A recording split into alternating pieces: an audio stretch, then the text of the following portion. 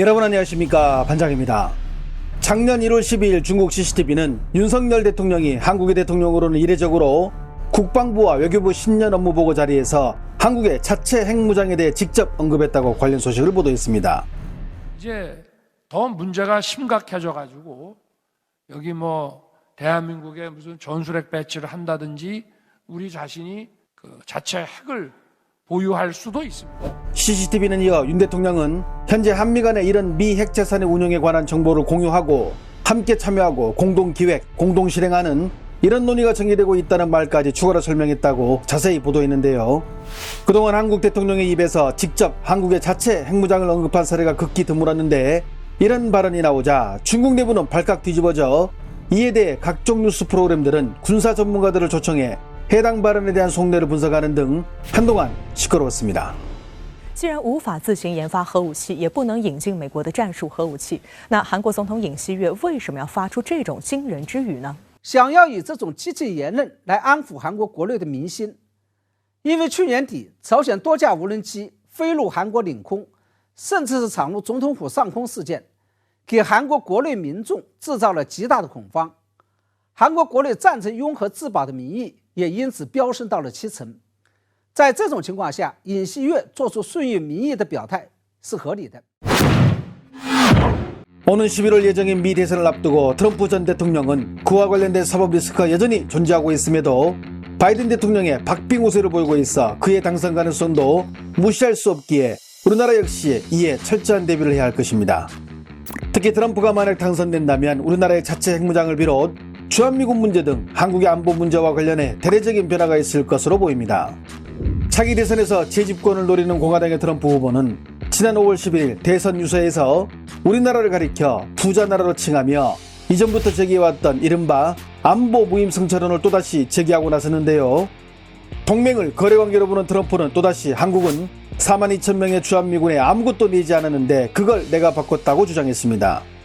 실제 주한미군의 규모는 28,500명 수준이지만 트럼프는 인터뷰 때마다 42,000명으로 부풀려 말하고 있는데 필요 이상으로 많은 병력이 주둔하고 있다는 것으로 인식하고 있는 것이며 이를 통해 트럼프는 우리나라가 납득할 만한 수준의 방위비 분담금을 내지 않으면 주한미군 조치도 고려하고 있다고 으름장을 놓고 있는 것으로 풀이할 수 있습니다.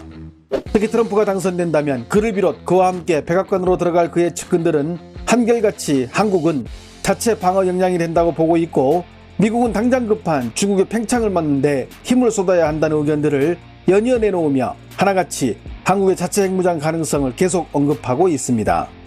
트럼프의 재집권 시 백악관 국가안보보좌관으로 거론되는 엘브리지 콜비 전 국무부 담당 부차관보는 지난 5월 국내 언론과의 인터뷰를 통해 미군이 한반도에 계속 배치돼야 한다고 생각하지만 그 미군은 중국으로부터 한국을 방어하는 데 집중해야 한다고 생각한다고 말하며 특히 이스라엘의 핵 보유는 나쁜 게 아니라 이스라엘 안보를 안정시키는 요소로 간주되는 경우가 많은데 한국에 같은 논리를 적용하는 게 왜 안 되냐며 트럼프의 측근으로는 처음으로 한국의 자체 핵무장을 고려해야 한다는 의견을 내놓기도 했습니다. 뿐만 아닙니다. 일찌감치 트럼프 지지를 공식 선언한 미국 상원 군사위원회 공화당 간사인 로저 워커 위원 역시 대북 억지력 강화를 위해서는 한반도에 전술 핵무기를 재배치하고 나토 방식의 핵 공유를 제안하며 한국의 핵무장에 또다시 불을 지피기도 했습니다.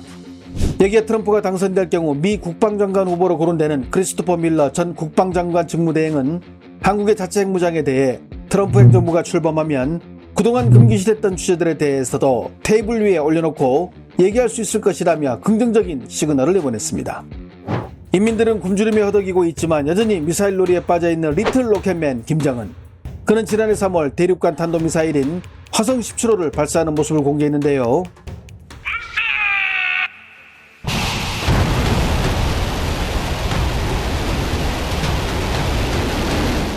북한의 ICBM은 이미 최고 고도가 6,000km를 넘어 실제 비행거리는 15,000km 안팎으로 추정.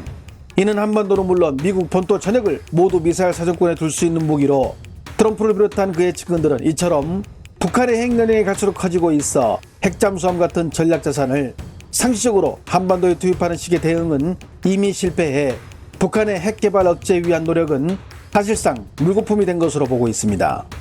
결국 트럼프 측근들은 북한의 핵 위협에 대응하여 한국이 1차적인 책임을 져야 하고 미국은 지원한다는 개념으로 접근하고 있는데 이를 위해 한국의 자체 핵 보유도 검토 대상이 될 수 있다는 것입니다. 여기에 한국의 자체 핵 보유를 미국이 다시 테이블에 올리는 가장 큰 이유는 바로 중국을 방어하기 위함입니다. 반중 독립 성향의 라이칭더 대만 총통이 취임한 지 사흘 만인 지난 5월 23일 중국은 이틀간에 걸쳐 사실상 대만을 완전 포위하는 대규모 군사훈련을 실시했는데요. 이날 중국인민해방군 동부정군은 오전 7시 45분부터 육해공군과 로켓군 병력을 모두 동원한 대만 포위훈련을 선보였습니다. 作为陆军新制作战力量，我们火箭炮兵打得远、打得准、打得猛，能够对作战目标实现全域、全时火力精确打击，坚决消灭一切台独分裂势力。全营官兵摩拳擦掌，斗志昂扬，紧前完成导弹武器准备，进行多波次模拟火力打击。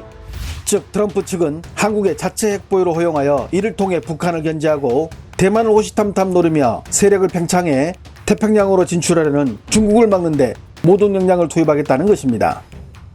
이렇게 최근 미국 내에서 한국 내 자체 핵무장을 주장하는 의견들이 빈번해지자 그동안 특별한 언급을 하지 않던 중국 공산당의 입인 관영매체 황구시보가 이에 대해 이례적으로 우려의 목소리를 내며 한국의 자체 핵무기 보유에 촉각을 곤두세우고 있는데요.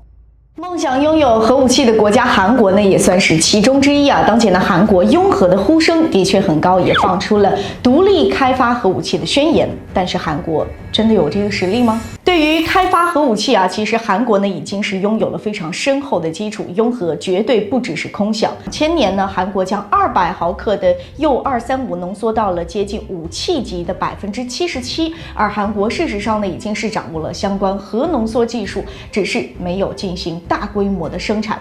另外呢，韩国在数十年间啊就储存了数量庞大的核电站，使用之后的核燃料乏燃料可以用于提取铀235和钚239。有数据分析认为说啊，理论上这些乏燃料足以让韩国制造4000枚的核弹头。可以说，韩国在技术上和燃料方面都已经是有了不错的基础，而这个时候放话制造核武器还是有一定底气的。